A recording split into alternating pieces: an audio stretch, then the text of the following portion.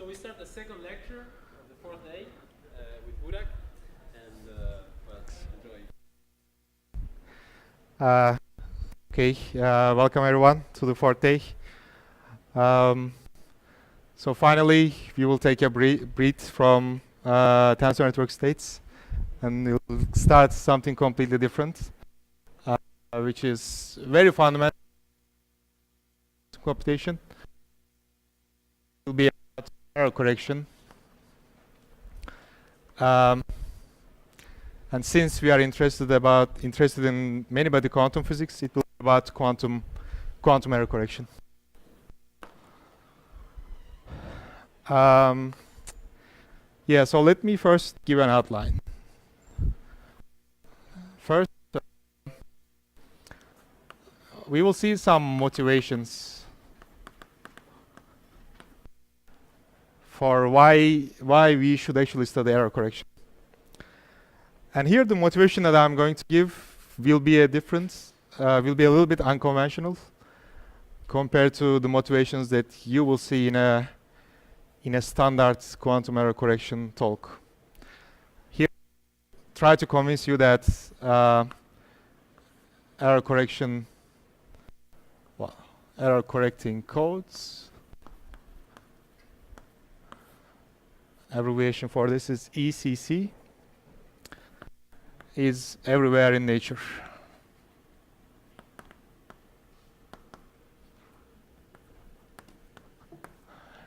Yeah,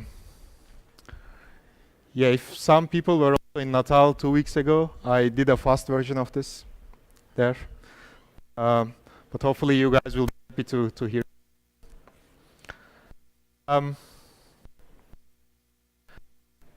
And then we will get more curious, and we will look at condition for some system to be error correcting. This is called nil.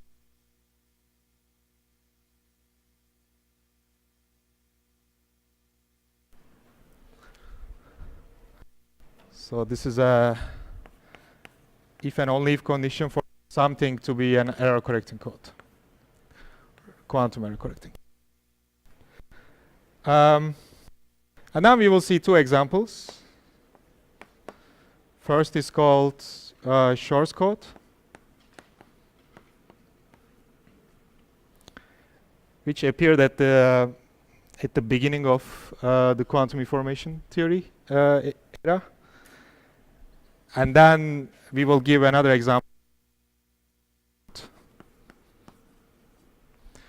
Shor's code is introduced by Peter Shor, and Tori code has been introduced by Alexei Kitaev. Right. Okay. So let's start with the motivation, but before that, it's getting a little bit hot, so I will take off my shirt.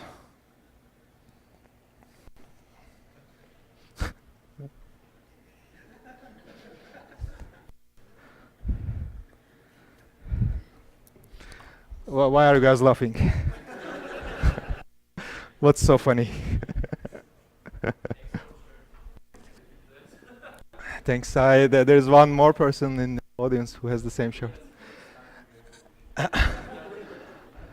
don't know. I don't have any of these claims, but apparently it's spreading. Okay, so let's start this motivation by actually testing your error correcting properties that you hopefully developed since you are born. I'm going to write a sentence on the board, but I will distort some of the letters in this sentence, and I'm going to ask you the original version of this sentence.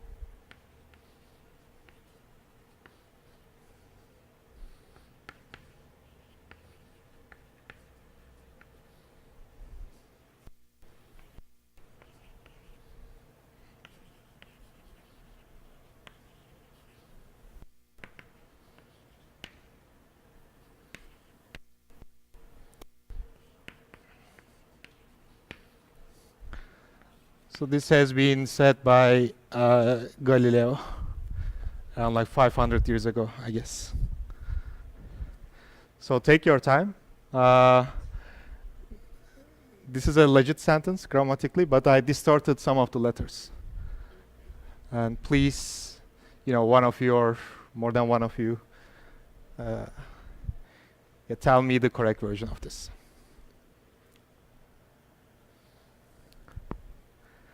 I gave this talk like 5 times. Each of the time people were successful.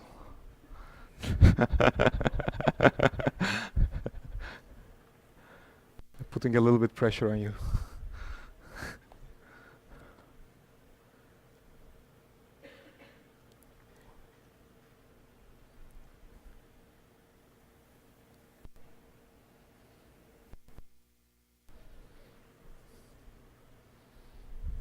Anyone?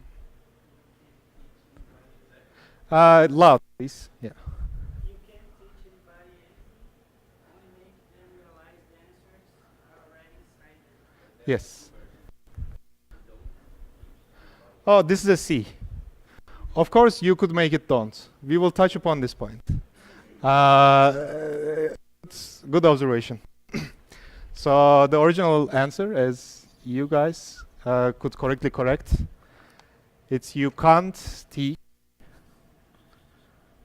anybody anything, only make them realize the answers are already inside them. And hopefully today, within probably 20 minutes or 30 minutes, I will make you guys realize that error correction is already inside you.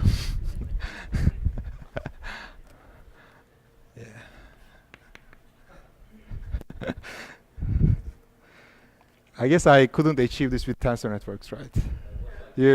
Does anyone believe? No, you don't believe, right? You don't believe tensor networks are inside. I didn't get any of the mistakes. I just read it. So the first time I didn't realize. I see. It shows that you need to work on error correction a little bit. Okay.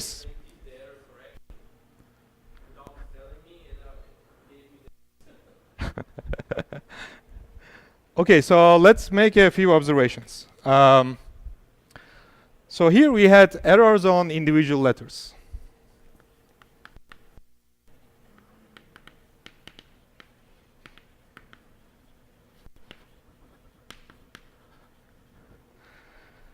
And how could you correct them?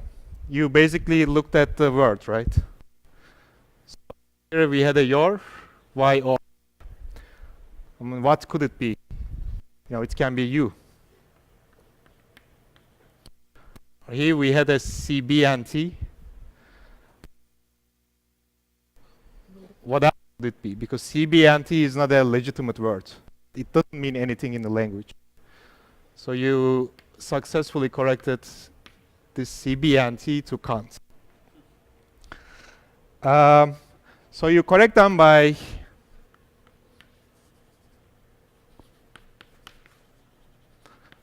looking at the words.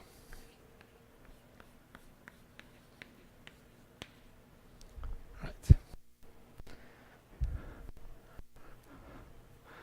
But then it could be the case that even only looking at the words, you were not able to correct error. So I actually checked it. Your is not a legitimate word in the English language. You is a legitimate word. Tor is also a legitimate word. So you could think that, okay, there is a mistake at the last letter, so I corrected it to you. But you could also think that, okay, O and R is correct, but there is a mistake at the first letter, because Tor is also a legitimate word. So by changing only one letter, you could make it a U, or you could make it a Tor. But which one, right? Because both of these are legitimate words. So if it doesn't work, if the correction process doesn't work by only looking at the words, what you do is you look at sentences.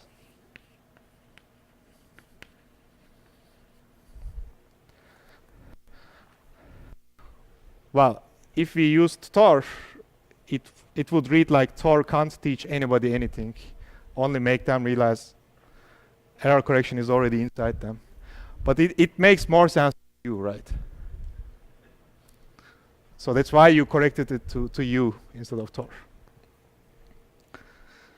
So sometimes, yeah, you know, whenever looking at words doesn't work, which means there are still some ambiguities, then you go look at a higher structure, like a longer version, like a sentence. If the sentence also doesn't work, I guess you go to paragraph and try to understand the message that paragraph is trying to give and correct the errors by looking at the paragraphs. This goes like this, right?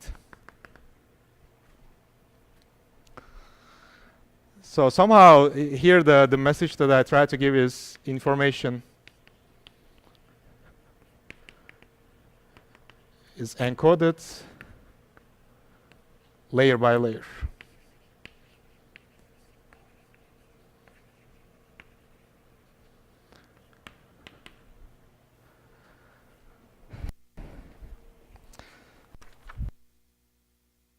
Okay, it's a nice observation, but you know, when you say only this sentence, it doesn't really mean anything. It even sounds a little bit crackpotty. So let's try to make these observations more precise.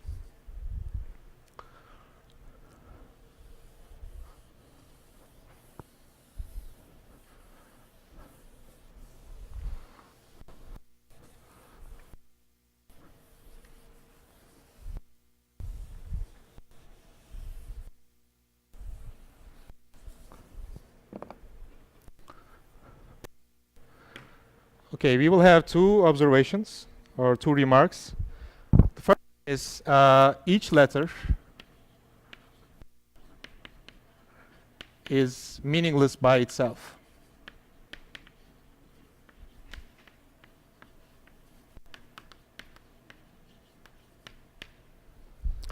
Right. So A, does it mean anything? When I say A, it doesn't really mean anything, right? It just means letter A. Or B or C, they don't really mean anything.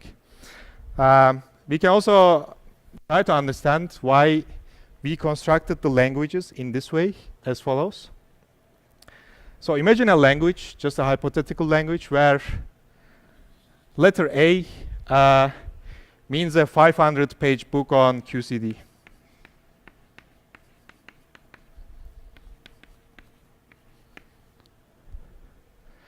And say letter B means another 500-page book on DNA replication.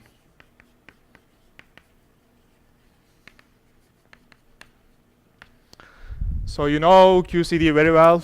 You spend a lot of time, took your time, make sure that everything is correct in your book. And you published your book. It's a one-page book. It's even like a one-letter book. Just this. So A. It's a 500-page book on QCD. It encodes a 500-page book on QCD. But then you give your book to the press. The guy who is supposed to type your book mistakenly typed B instead of A. Then you instead of writing a book on QCD, now you are an author of a book on replication. We don't want this, right? So by a simple error,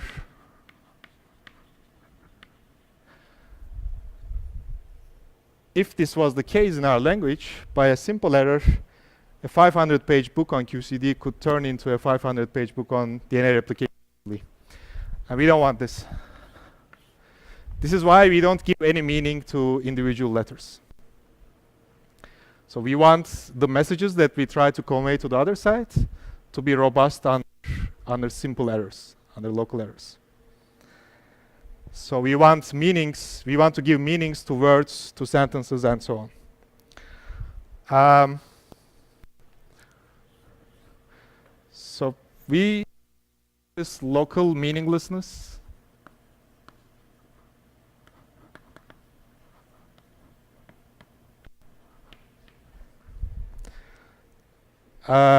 And global meaningfulness, or physicists call this local indistinguishability.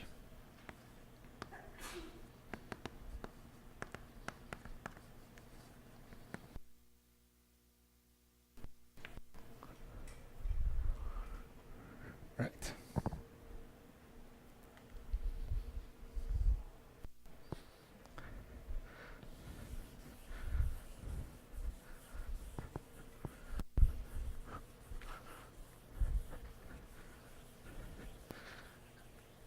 And the second observation that we make is, well, it can be summarized in this sentence. Language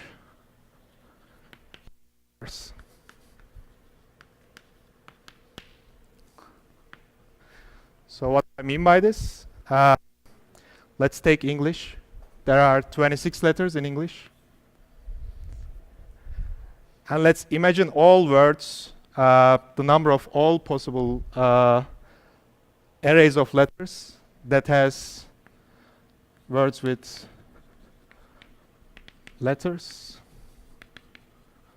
number of letters less than or equal to 10.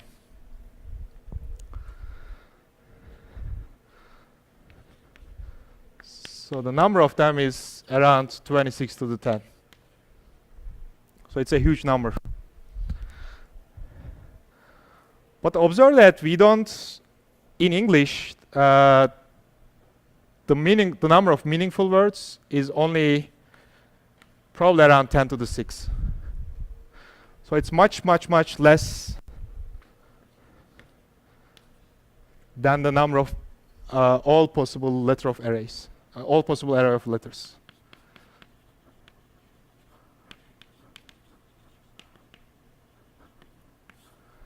Number of meaningful words.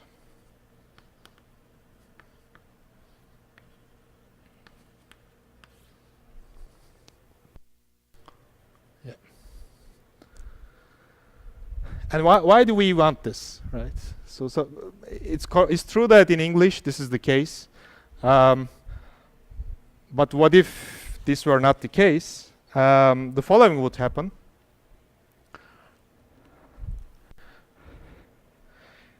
So we saw this example in our examples.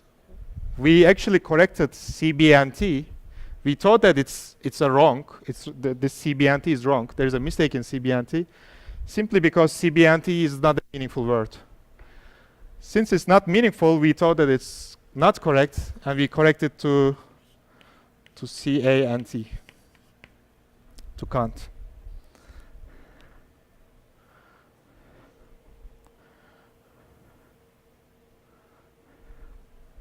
So basically what we want here is that when an error happens in a word, a simple local error happens, we don't want the distorted array of letters to mean anything. Because if it meant anything, like if CBNT had a meaning, then we would think that there's no mistake there. That's why we need sparseness in language. More precisely, so we want the number of possible letters, the number of possible words to be much, much, much bigger than the number of meaningful words, because if an error happens in a meaningful word,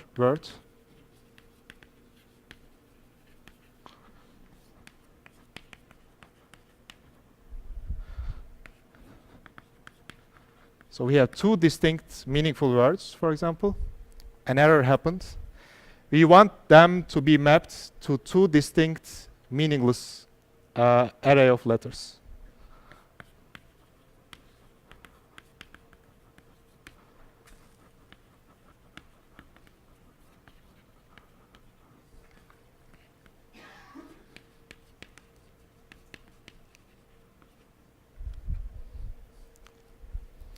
So here we have two elements within the set of meaningful words, right? We want them to map into two distinct meaningless words, meaningless array of letters.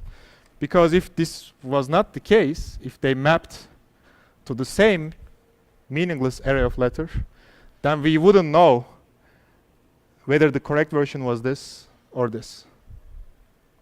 Right. So this is a if and only if condition, so that we can reverse the effect of errors by recovery.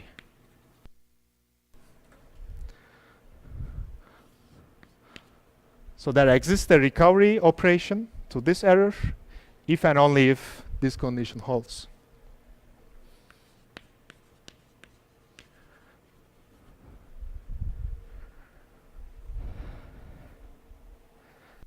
And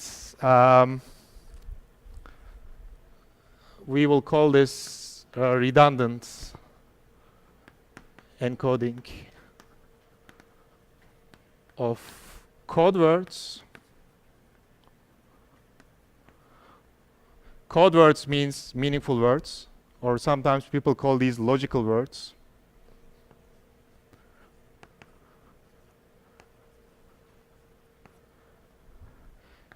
In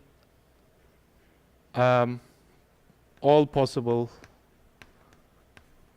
physical words. Or sometimes people call physical bits logical bits. So physical words is what you can do with the alphabet, whatever you can do with the alphabet, the given alphabet. Okay, so it's amazing, right? Somehow, throughout the whole years, we could come up with a structure which is error correcting. And maybe the first thing that we learn, beginning from our childhood, is actually an error correcting code. So now you may feel important, right?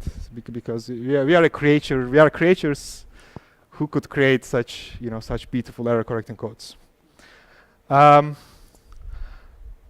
to see that this is not the case, the fact that we are not really important, you should actually scale up this this way of looking at things. So let's look at the whole universe. And imagine it encodes something. Some people call it truth. Some people call it 42. In this, we're going to call it Ursal. So obviously we are just small, meaningless parts of this this truth, or Ursal. So if a mistake happens to us, if we just don't exist, or if I just don't exist, nothing would really change in terms of Ursal, right? It would continue to be the same Ursal, or someone would be able to correct it back.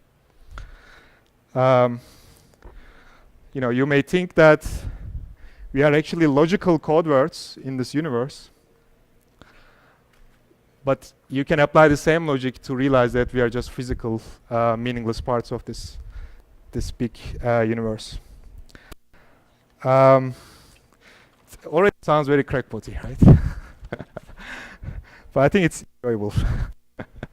Now I won't stop here.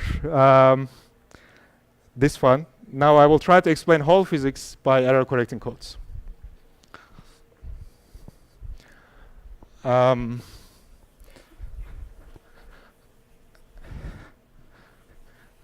So I gave you guys two extremes, like two examples. One is language, where the words, sentences are logical bits, or logical code words, and the letters are physical bits.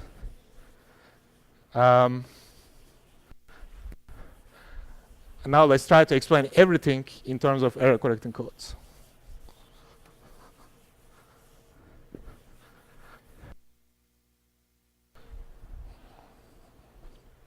So there are strings.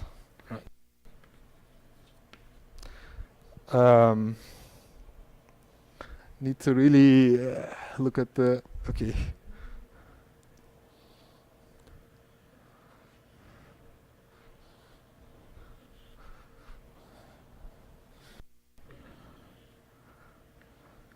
It's a string. The 10 to the minus 43 meters. And there's QCD.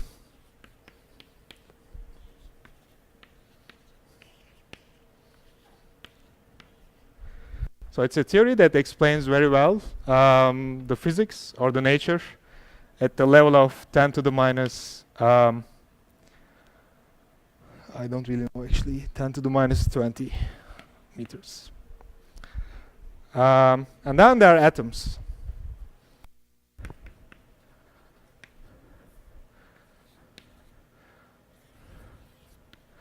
This is the electron, this is the proton and neutron.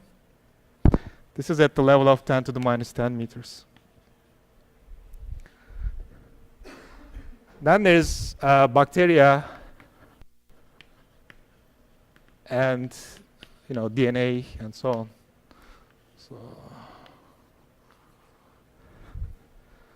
So some bacteria here. This is at the level of 10 to the minus 6 meters.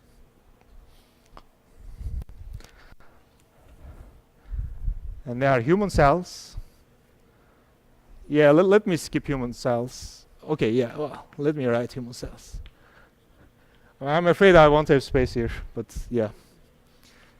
Because I want to go up to the whole universe. Okay. This is at the level of 10 to the minus 3 meters. There are humans.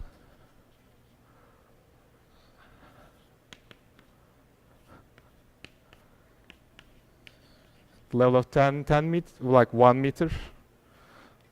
Okay. Thinking about all these questions.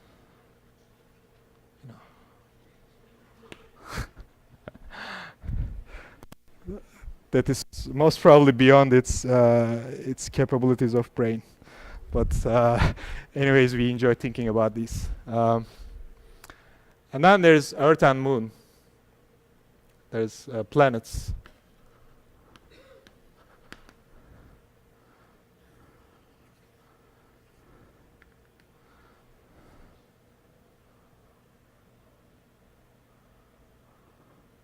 This is Earth. And you know what this is, right? And there's a moon. This is at the level of 10 to the 8 meters. Okay, now I want to go to the universe. Okay, I don't have anything else. Good. And now we have the whole universe.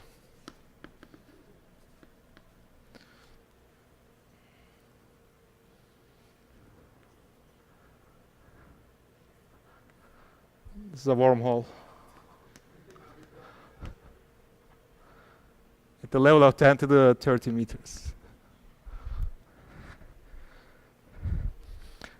So what's the key thing that we have to observe here, right? So we humans, we are a very complicated organism, and in our bloods or in our other parts of our body, there are human cells, but from time to time, some of them gets corrupted. Some of them just starts to function in a bad way. But we still, continue to be human or continue to protect our body. And it still functions very well, right? So if there is a small mistake here, we don't really feel it. So all these physical bits here, a small mistake in these physical bits doesn't affect the logical bit, which is our body. The same thing happens at this level as well. When DNA replicates, there are some mistakes that biologists call mutation. But if the mutation is very mild, the human cells can actually tolerate them. So a little mistake here doesn't affect the physics or the mechanism that exists at this level. And the same thing here as well, right? From atoms to DNA. I mean, if I excite something here a little bit, maybe an electron just leaves the atom.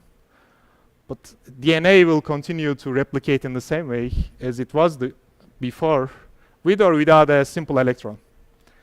So whatever a small error happens here, it doesn't affect here.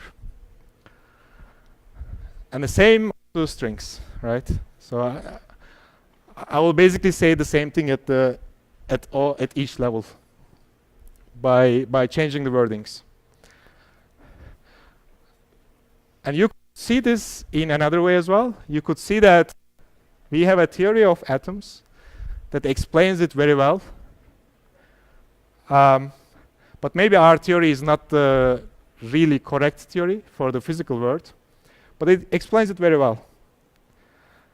So a little mistake that we do in our theory, or a little perturbation, doesn't really affect the physics at this level. Or another way to say it is that we don't really need atomic theory in order to explain DNA replication, because they are completely different theories, right? I mean, you don't really need that much information about all individual atoms to be able to explain DNA. And again, this is only, but this is what I would say for this level, from this level to this level, but I will say the same thing for all levels. So this is what we really saw in the language example, right? There are some physical bits, and there are some logical bits. If you make a little mistake here, your logical bit, the error that you make here is reversible. So you won't distort the logical word here drastically. So maybe I'm just enjoying the moment at the moment, enjoying the idea. Maybe at every level we have an error correcting code.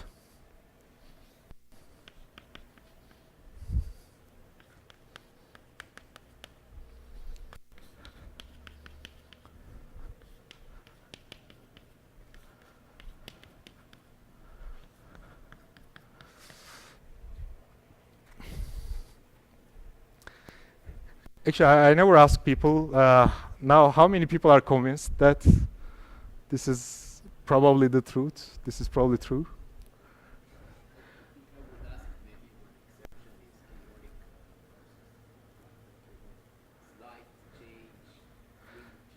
That's correct. Yes. Maybe that's not the case at the big level, at the Ursal level. That's probably not the case. Yeah, I don't know, but a great example actually. Yes, yeah. Okay, it seems that no one actually was convinced, but hopefully most of you enjoyed the idea. Well, either you are convinced or you are not convinced. There are two lessons that we can take from this first 30 minutes. The first lesson is that it's great. Everything is an error code. So I should just stop the talk here and not talk about it anymore, because if everything is an error correcting code, why are we talking about it? It's like saying every human has two arms, or two. If it's in everything, there's no need to talk about it anymore. But the other point of view is the following. Well, you may ask, okay, vaguely everything is an error correcting code, but against what kind of errors we are trying to correct?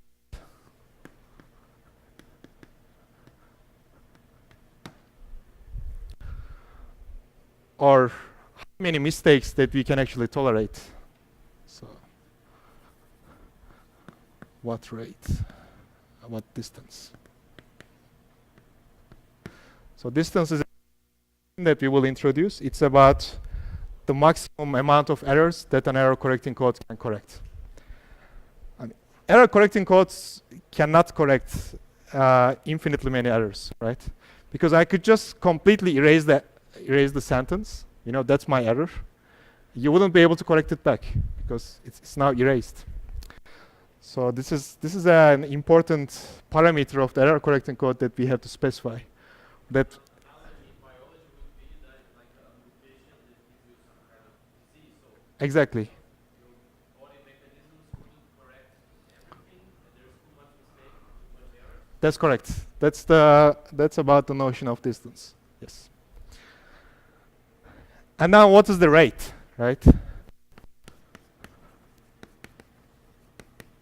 What's the rate of our code?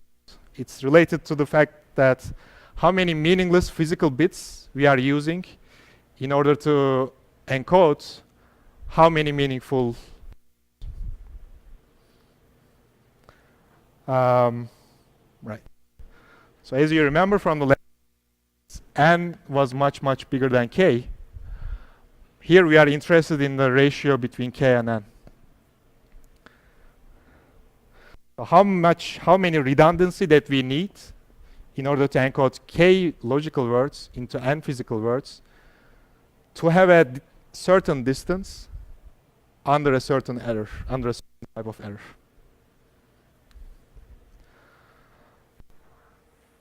Right. So from now on, we will try to turn this vague picture of error correction to a more precise picture by defining what an error correcting code is, by specifying the relation between these guys.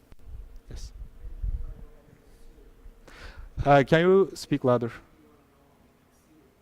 How many exactly? So how many ancilla is yes. So that's right. How many more meaningless bits that we need?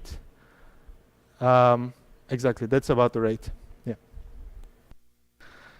Okay. So I'm glad this talk is only about error correction, because if it were about fault tolerance, I would be talking about immortality. It's very much related.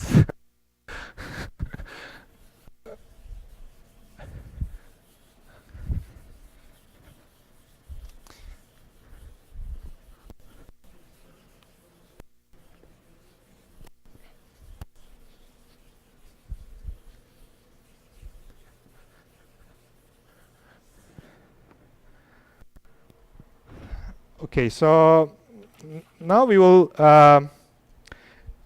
leave the classical picture completely, and we will introduce what a quantum error correcting code is. And NKD quantum code is a subspace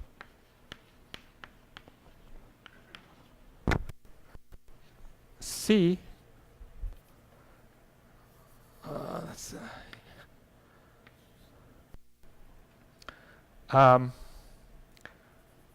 is a subspace C of a big Hilbert space, say C2 tensor n, such that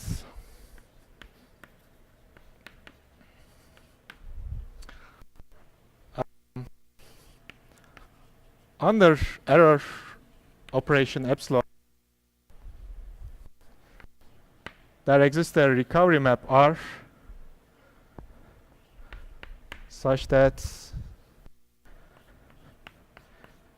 psi epsilon R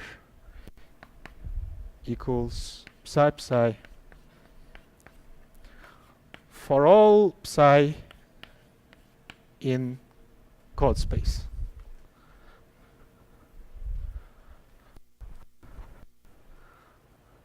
Well, okay, so here the distance d, we are applying the error operator d times.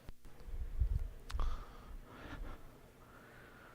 mean, it's not exactly like this, but that's the only way that I could insert d in this definition. So basically, you are given n qubits, right? N physical qubits.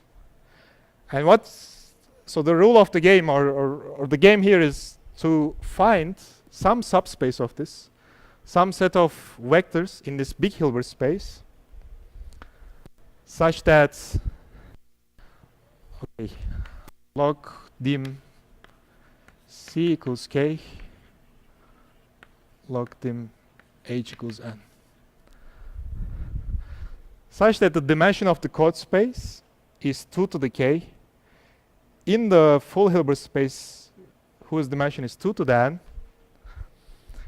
Whenever d many errors happen, you can actually recover it and get the same state back, the state that you start with. Of course, this is not true for all vectors in the Hilbert space.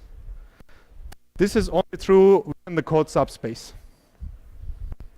Because if this were true for all, for everything here, for everything in the Hilbert space, this map would be identity. So the error operator would be reversible for every code, for every physical. So we demand this to be correct for all vectors only in the code subspace.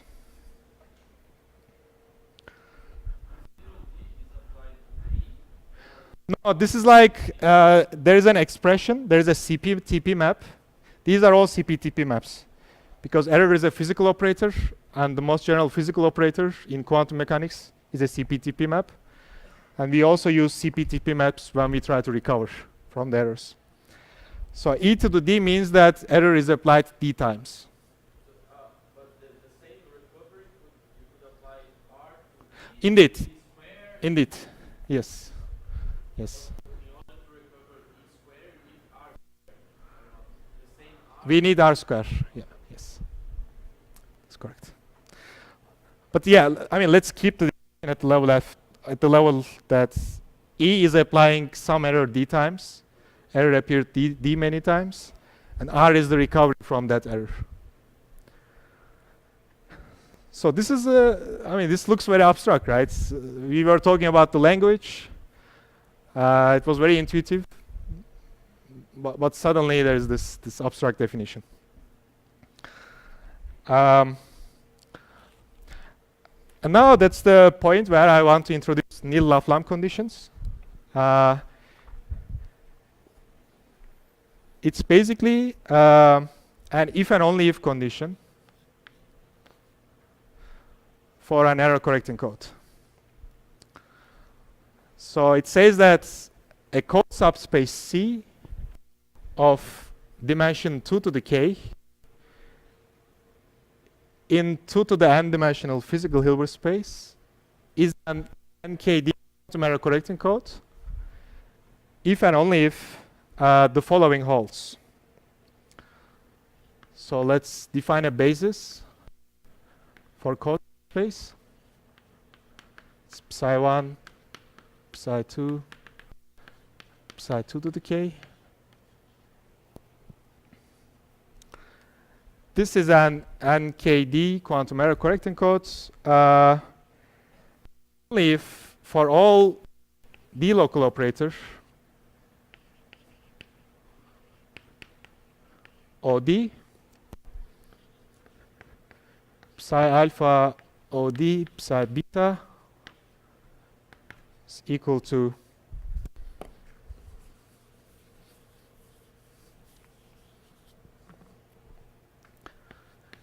lambda OD delta alpha beta, and D is the maximum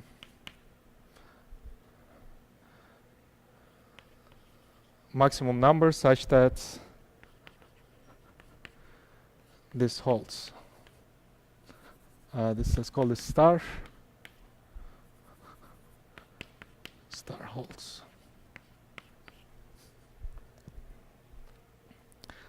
So what does this condition tells us? I'm not going to prove it. You can prove it by using the cross representation of P maps. So you are given an error within a certain cross representation. If there exists a recovery CP map, CPTP map, then you can show this condition.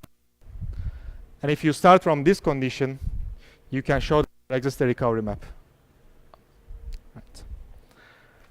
But here I will talk about some analogies that we saw in the language example. Yes.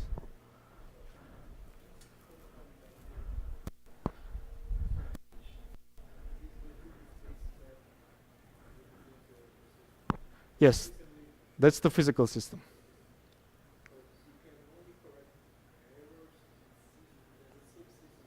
That's right. No, no other.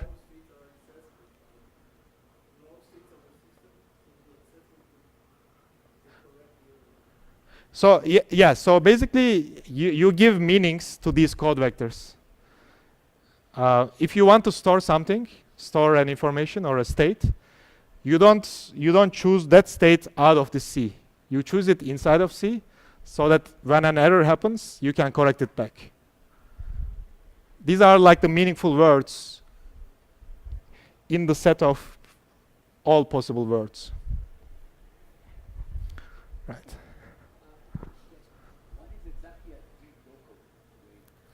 Yeah, so here, okay, so here I actually make a choice about what an error is. So I assume that error can only distort 1 qubit in this space per time, or per apply. And here, by d local, I mean any operator that acts on d qubits, d physical qubits, which means that error is applied d times. Yeah, so between here and here, there's some choice of error. Yeah. Oh, lambda is just some scalar.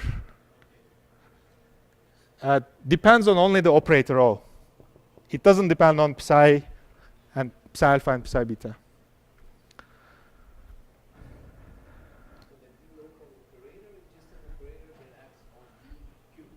That acts on d qubits here, yes. D of n of these qubits. D of the total n qubits, yeah. So let's look at this condition for alpha equals beta. What does it mean? When alpha is equal to beta, it means that, okay, so alpha equals beta k.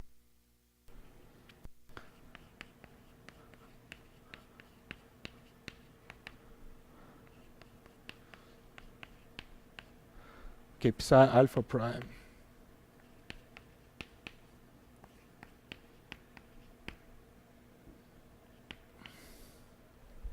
No. It means that there exists no d local operator that distinguishes between two different code vectors.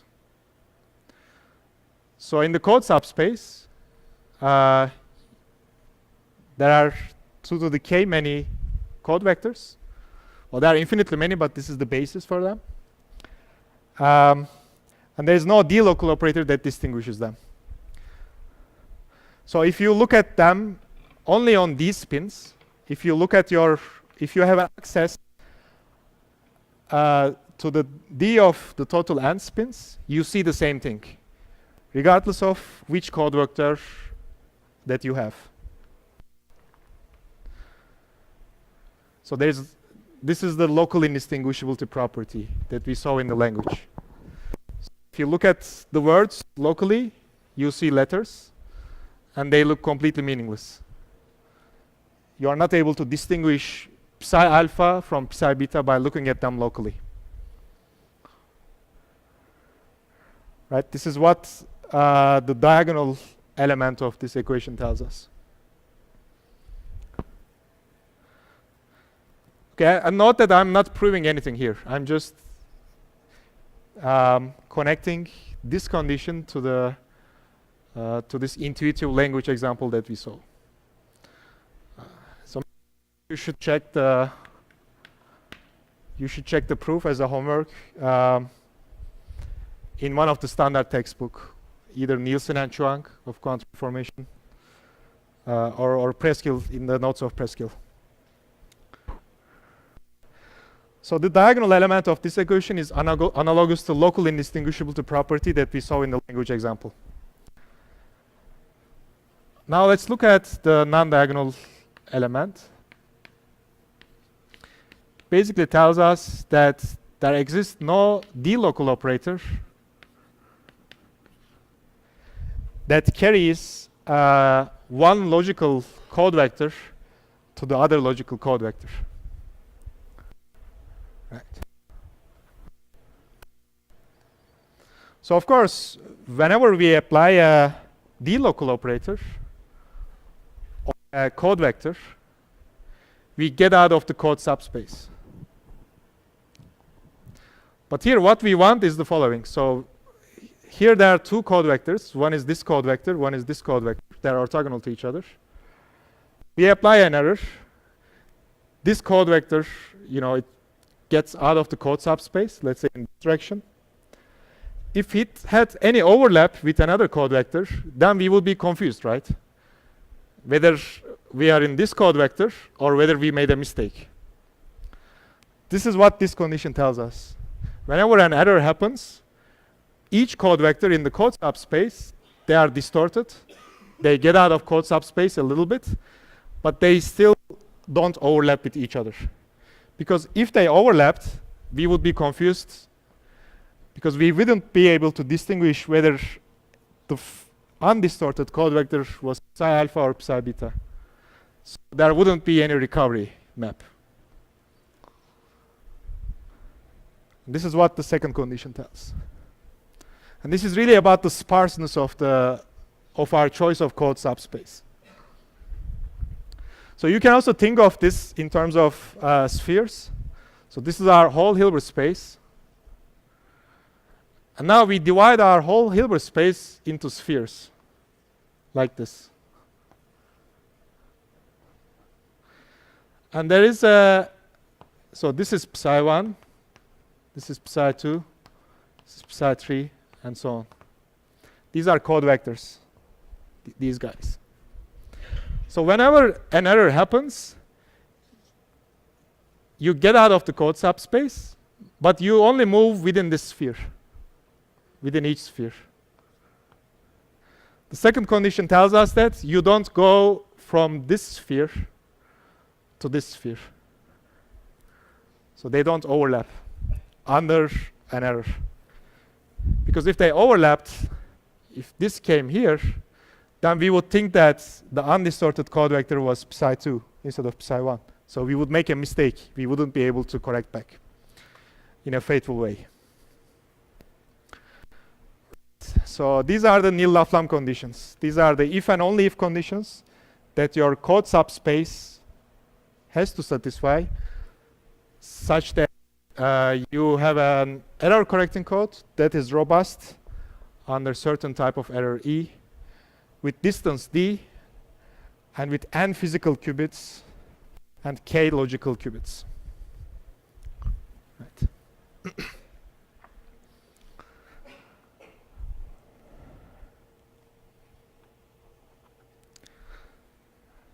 Right.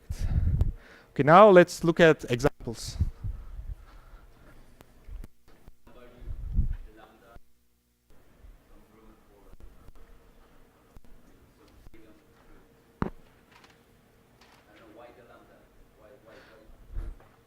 So here the crucial thing is that this lambda only depends on the operator O. It doesn't depend on the states. Because if it depended on the states, this wouldn't be equal. But other than that, lambda is something arbitrary here. Why not leaving one? Lambda equals. We could choose it 1. But it won't be 1 for every local operator. Here the crucial thing is that it only depends on the operator. For some local operators, it's probably 1. But it's not going to be the same number for all local operators, right? Question. Are you saying that the correction is kind of like a projection into the subspace of the old vectors? It's not a projection because, okay, so you get out of the code subspace. So this was the original code vector. Now you rotate it, right? The error rotated this code vector. If you project it, you wouldn't preserve the norm.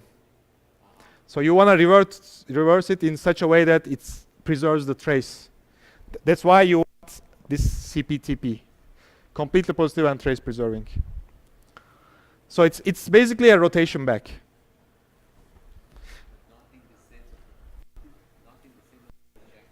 No, it wouldn't work. It wouldn't work in the way that we want because, yeah. Okay, so now let's give examples.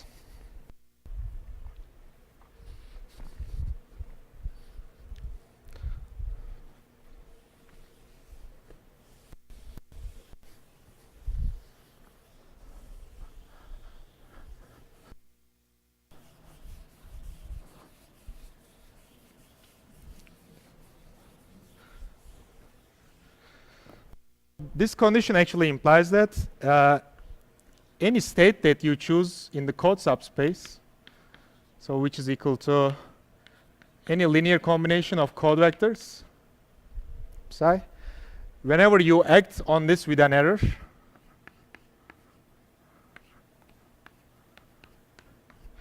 you are able to recover it and you get psi psi. So either you can check whether this is possible, or you just check this condition, right? So in one of the examples, we will check this because it will be easier to check. Well, it's both easy. It's easier to check both conditions, but I think we will just do this for the first example. So I wrote source code. Before source code, we will do two different codes. One is a bit flip code, which is a code that is robust under bit flip, under a sigma operation, and a phase flip code, which is robust under, again, errors that that reverse the phase of one physical qubit. Okay. So let's say that our code subspace, the basis for our code subspace, is 0, 0, 0, and 1, 1, 1. So any code vector, if we want to encode a quantum state, we choose it as a linear superposition of these guys. Okay, alpha 0, 0, 0. So what we are doing here is we encode one qubit. So the dimension of the Hilbert space is 2. Log 2 is 1. So one logical qubit. We embed it into 3 physical qubits. And we will see that the distance is 1 under error sigma x. So this is the cross representation. So remember, we model quantum operations with CPTP maps. And this CPTP map is denoted by this operation. Okay, some p plus, okay, 1 minus p, p.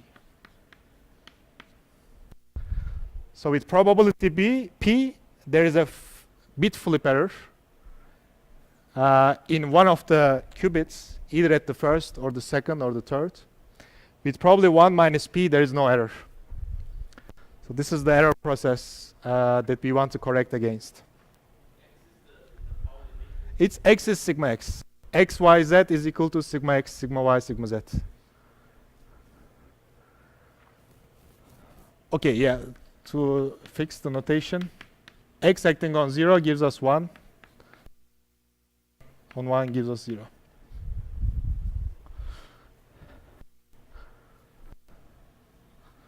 So now I imagine that an error happened on our state.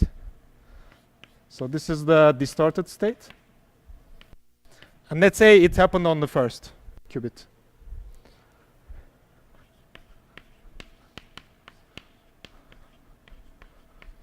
Right. And now we want to correct it back. So what we know is the following. Of course, we don't know whether the error happened or not, right?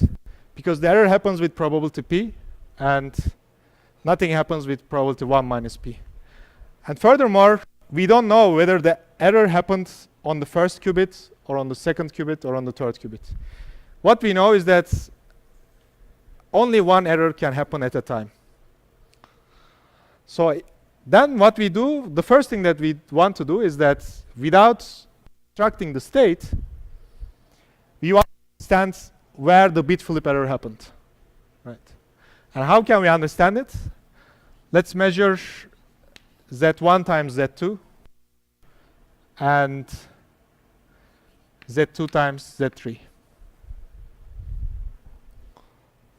So the important thing here is that you don't measure them separately. You don't measure them each of Z1 or Z2 separately. You measure them at the same time. So let's call this psi tilde. This is the distorted state. So Z1 times Z2 acting on psi tilde is equal to minus psi tilde. Right? Because Z acting on 0 gives us 0. Z acting on 1 gives us minus 1. So it's a Pauli Z matrix. So for this part, a plus 1 comes from here, a minus 1 comes from here. So it's minus this. And for this one, plus comes from here and minus comes from here. So measuring Z1, Z2 give us a minus psi tilde, gives us a minus sign. And measuring Z2, Z3 gives us a plus psi tilde. Because the second and third qubit, they are either both 0 or both 1. So we get plus plus or minus times minus. So now we have these two information. We have three information. We know that a bit flip error happened in one of the qubits. It could be the first, the second, or third. We know that our code vector is in this code subspace. So it's either all 0 or all 1 originally, before distortion. And we know these expectation values, these eigenvalues. So ideally, if there was no error, we should have gotten as plus 1 here, right? When we acted on with Z1, Z2 on our original code vector, the one without error, the eigenvalue under Z1, Z2 should be plus. So there happened an error, either on the first qubit or on the second qubit, right? One of these guys, either the first or second distorted. That's what we understand from this syndrome measurement. They call it syndrome measurement. But now, if we look at this eigenvalue, which is plus 1, it means two things, two possible things. Either no error happened, both on 2 and 3, or both of them are distorted by bit flip. So either none of them are flipped or both of them are flipped. So if both of them are flipped, well, this is our assumption, right? Because we assume that once at a time, there can only be one error, one bit flip. So this is out of question. It means that none of the third qubit is flipped. This means that there's an error at the first flip, first qubit, which is the case in this example. So we understand now from this, these eigenvalues, we figured out which error, which qubit is flipped. The first qubit is flipped, and the recovery operation is basically flipping it back, right? So this is our error, and the recovery is just x tilde. And we recover our state that was in the code subspace. Now, so you should now try to understand by yourselves why this code subspace cannot tolerate two bit flip errors. Because then you would get confused here. You wouldn't be able to recover it back. Sorry? Can you speak louder?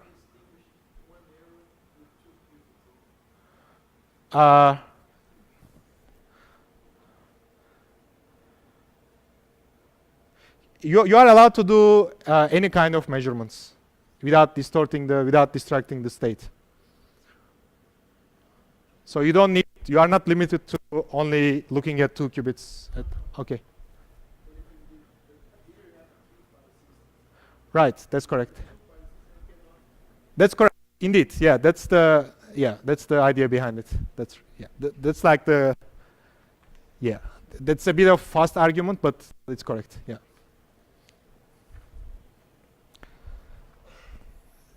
Then you will figure out that it's a distance 1 code. Distance 1 here means that it can correct 1 bit flip, but it can't correct 2 bit flips. So this is the maximum number of errors that it can correct, right? This is now our NKD.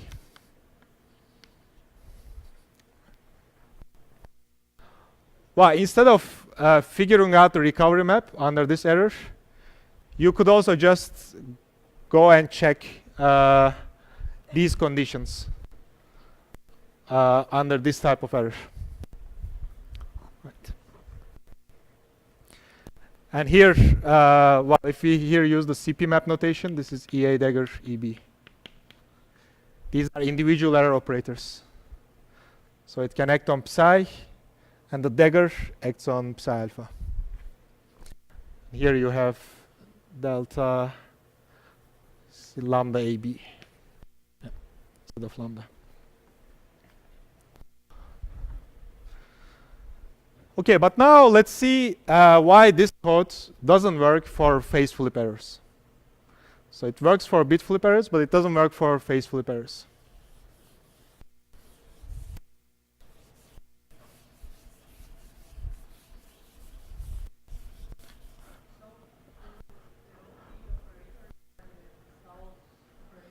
That's correct. This OD here in the cross representation is, so an error acts on codes vectors, but different type of them can act at the same time.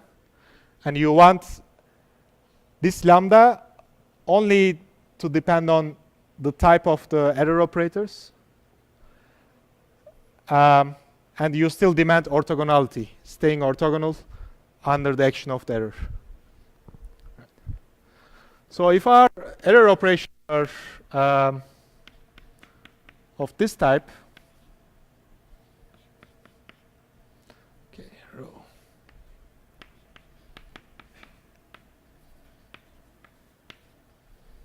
Then let's see why we wouldn't even correct one error. So what happens? Let's look at this guy.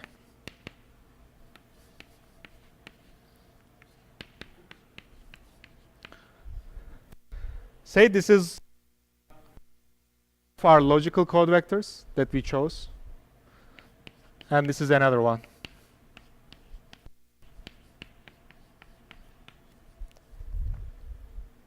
Right. So what happens when there is an error of type Z, let's say on the one of the bits, one.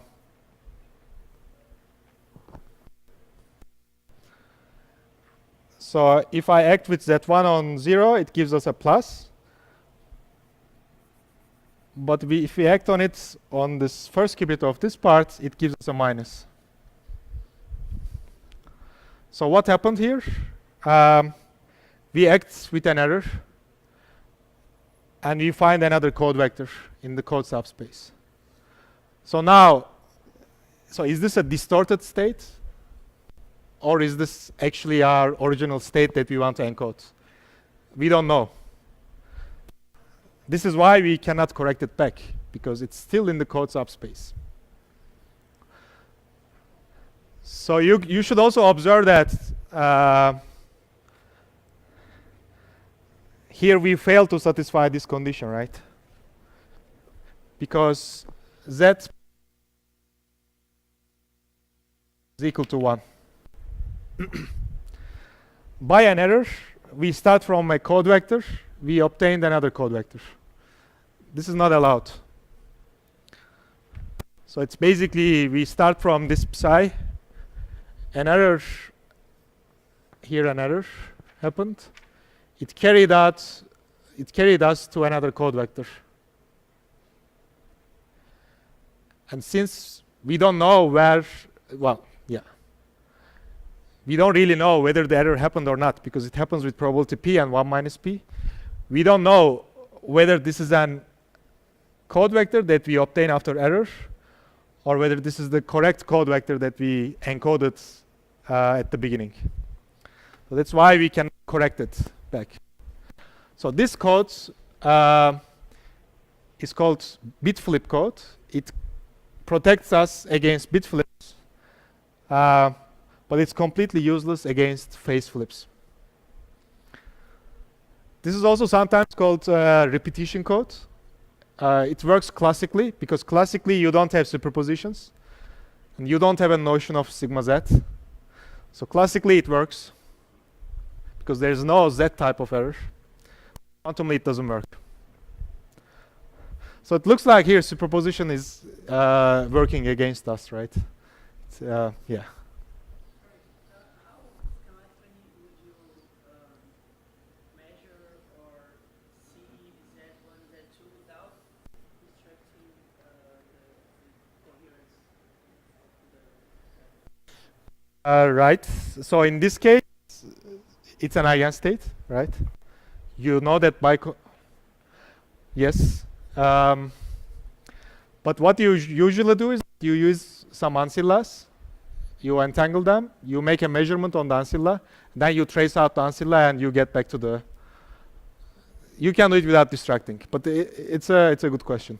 So there are ways to do it. Yeah. Yeah. So now, what we can do for to generate a phase flip code, right? Which are now robust against Z type of errors. Well, we basically make a change of bases, right? Instead of 0, 0, 0, we use plus, plus, plus, and minus, minus, minus. Well, in this case, Z acting on plus is a minus. Z acting on minus is a plus. But X acting on plus is plus. X acting on minus is minus, minus. So we simply made a change of bases. So now, instead of being protected against X, now we are protected against Z. But now we are not protected against X, right?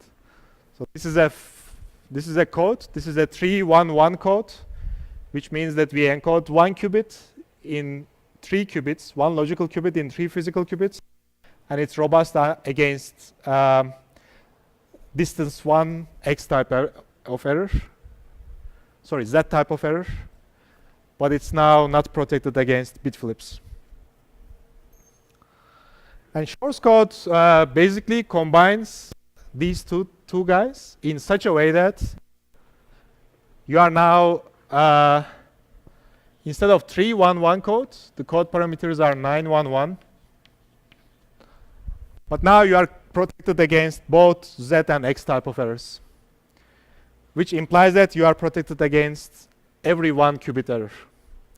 Now let's see Shor's code.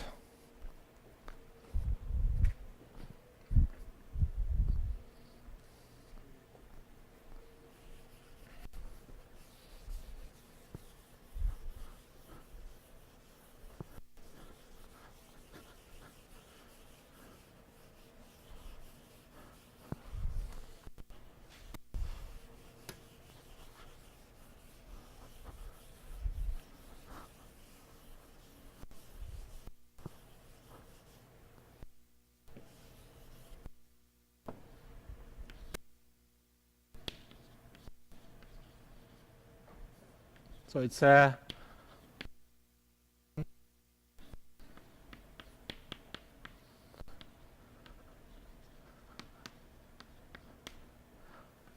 one qubit error.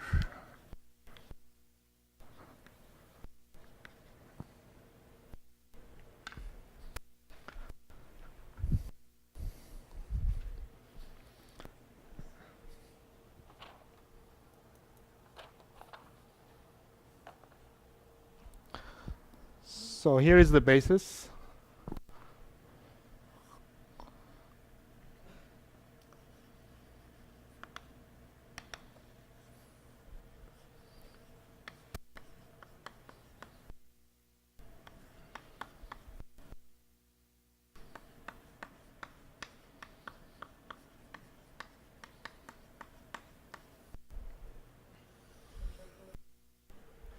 911. So we use 9 qubits, like 3 qubits, tensor 3 qubits, tensor 3 qubits. And the basis of our code subspace is the number of basis elements is 2, which means we have 1 qubit. Yeah.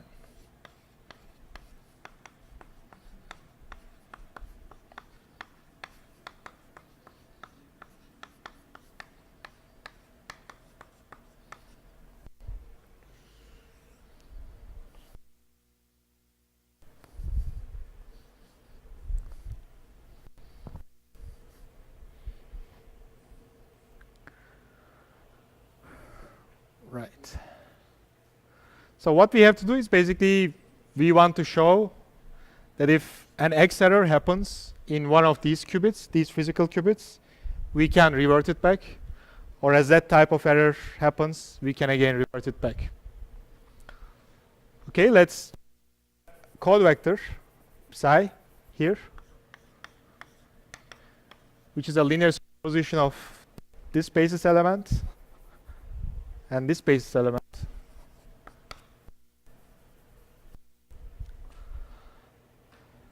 So now imagine an X happened on the first qubit. So we don't know where it happened, but for the sake of analysis, let's say it's happened in the first qubit. So one of them is, distorted. Okay.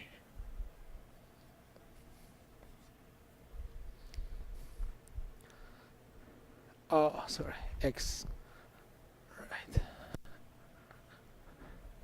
And what do? We saw it from the phase flip, from the bit flip code. We measure Z1, Z2, and Z2, Z3,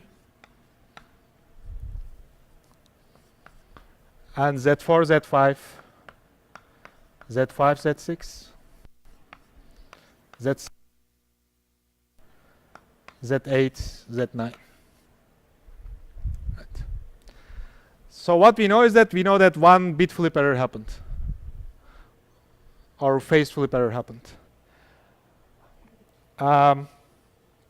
So we make these measurements. We get +1 from all of them except one of them, right? Because one qubit is flipped. And according to from which we get a minus, we determine which qubit is flipped. In this case, the first qubit is flipped. We find out that by having a minus here and a plus from all the other ones, we figured out that a bit flip happened in the first qubit. So this is indeed some general error, some general X happened on one of the qubits. Then we figure out which qubit is distorted, and then we correct it back by applying an X on the qubit. So after an error happens, we figure it out and we flip it back.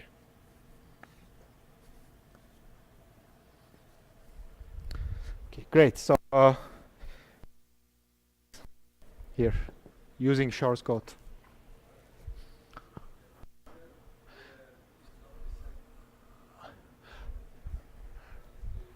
Right. So, okay. So at the beginning, we know that an error happened, but only one bit flip error happened.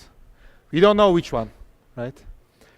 Say, for example, and then we measure these guys, right? And we get a minus sign here and a plus sign, plus, plus, plus for all of them, from all of them. So having a plus means two possible things. Either they are both 0, 0 or both 1, 1. Right?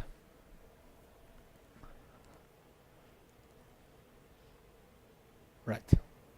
And having a minus means you either have 0, 1 or 1, 0.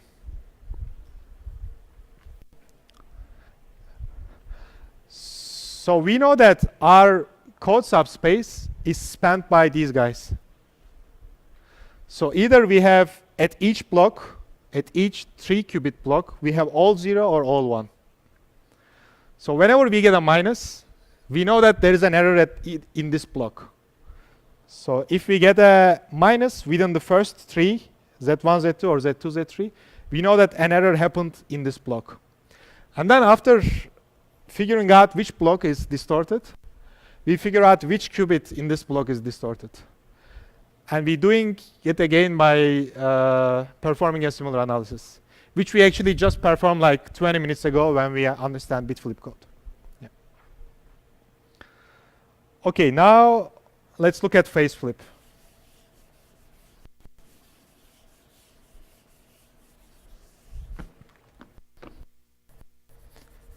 Say a phase flip error happened, which means a sigma z on one of these qubits, one of the physical qubits.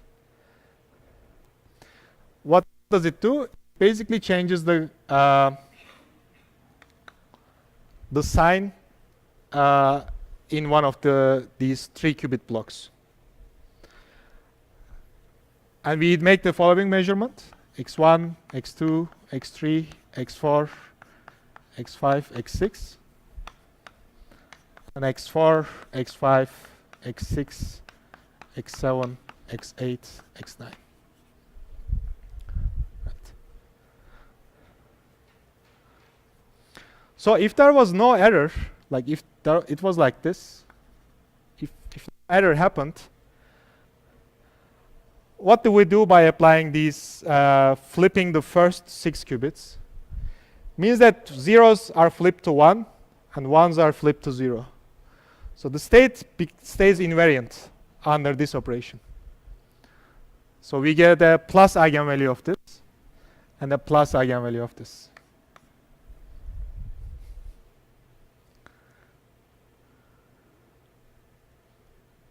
Okay, here it's important that we are applying these x's on 2 blocks, right? Because if we only apply x2, x3, we would get a plus, but we would get a minus from here, right? Because we flip everything, this becomes 0, 0, 0 minus 1, 1, 1, 1. So it would be minus in front. But since we are applying our measurements or these operators on 2 blocks, we get minus from each. So the state would stay invariant. The state stays invariant. Any vector in the code subspace are plus 1 eigenvalue of these 2 operators. And if one phase flip error happens, which means if we have a minus and a plus here, then the situation changes completely. So we would still get a plus 1 from these guys, because here these are invariant under flipping 6 of these qubits. And here we get minus sign from here and minus sign from here by flipping all of these bits. So we get a plus sign in total. But from here, we get a minus sign. It happens in the first block, because x1, x2, x3 will give us a minus sign here.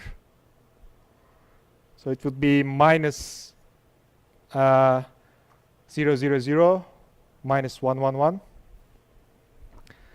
And here, and we get like plus minus and plus minus. Measure x tensor 6 in the first 6 qubits. So by basically looking at if there's a minus here and a plus here, and using the fact that there is only one phase flip error happened, we figure out that it happened in the first block. Right. It's basically the same argument, but the bases are rotated compared to bit flip error. Then after figuring out where in which block the error happened, we apply a z on this block, on any of the qubits that lives on this block. And here it's in the block, so we could correct this error by applying either z1, z2, or z3 and reverse the error.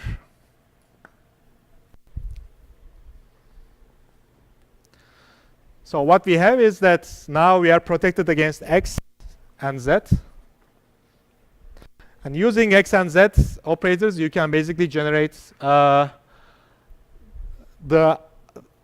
every possible operator that acts on one qubit. So when you're protected on X and Z, you're protected on every possible one qubit error. So this is now a quantum error correcting code consisting of one logical qubit using 9 physical qubits, and we can correct 1 qubit errors. So that's the distance t. Now, as a homework,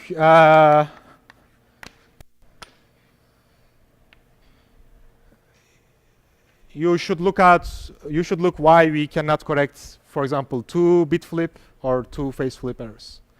So why this distance is actually equal to 1. Okay. Yes, for the first time I'm not out of time because I actually didn't plan to do this. This will happen tomorrow because it's actually a physical application of error correction. It's a condensed matter application of error correction. Okay, thanks. Now I can take the questions. Yeah.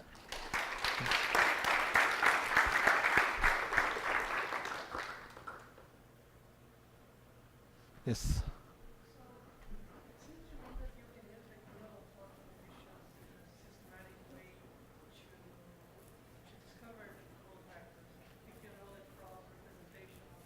Uh-huh.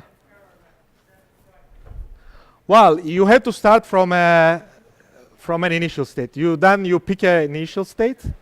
Indeed, yes.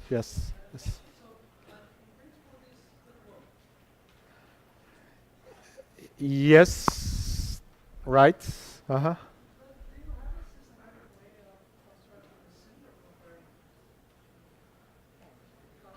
Well, there are codes that are called stabilizer codes, and I think invented by Daniel Gottesman. This is indeed what he does. Well, it's a little bit different, but I think he has the similar mindset. There, everything is clear. What are the syndrome measurements and so on? So you should check it out. It's indeed a very important example of error correcting codes and a systematic way of generating them called stabilizer codes.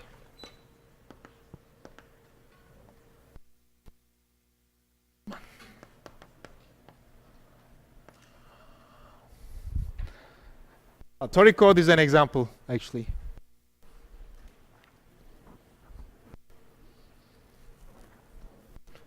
Okay. Yeah.